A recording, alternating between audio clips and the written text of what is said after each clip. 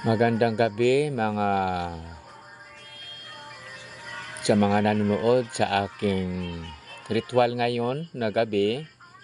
Sa mga viewers ko po, i-like and share nyo po at i-send nyo po sa inyong mga kaibigan at marami po tayong malalaman sa aking itatanong dito sa kandila na aking tinutunaw sa itong 2025 ng February kung anong mga parating na mga naiibang mangyari sa ating mundo o sa mga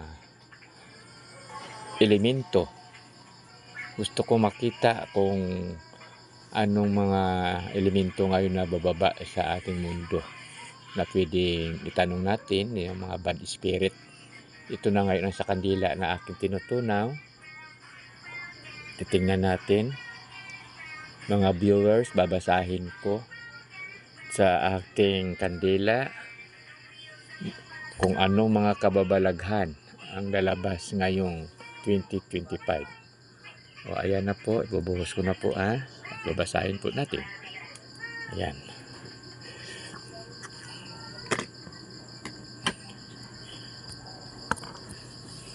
Ito ang nakasulat dito. Medyo hindi maganda itong nakita ko dito.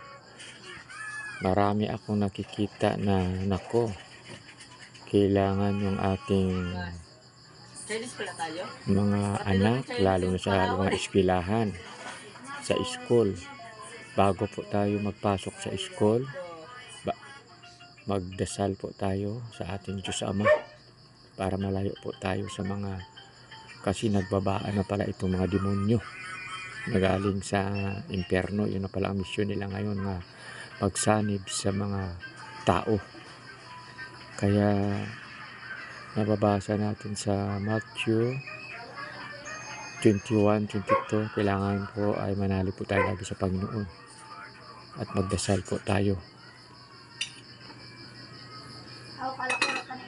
at pagsamba sa Panginoon ang i-priority po natin ngayon panahon, dahil marami pa lang ngayong mga kababalagan na pagsibabaan na mga demonyo dito sa lupa. Kaya lagi po tayong magdasal para hindi po tayo sasapian at iwasan din po natin ang pagbukas ng ating bahay sa madaling araw, nga huwag po natin bubuksan dahil po yan ay mga demonyo na po yan. Isara po natin at lagi po tayong magdasal.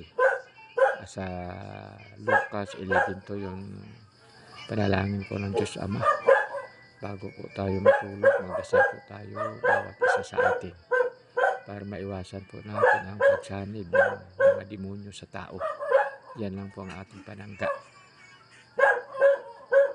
Sa lahat po ng mga tao nga nakarinig ito sa aking ritual, dahil maraming kababalaghan na po ang lalabas ngayon sa ating mundo.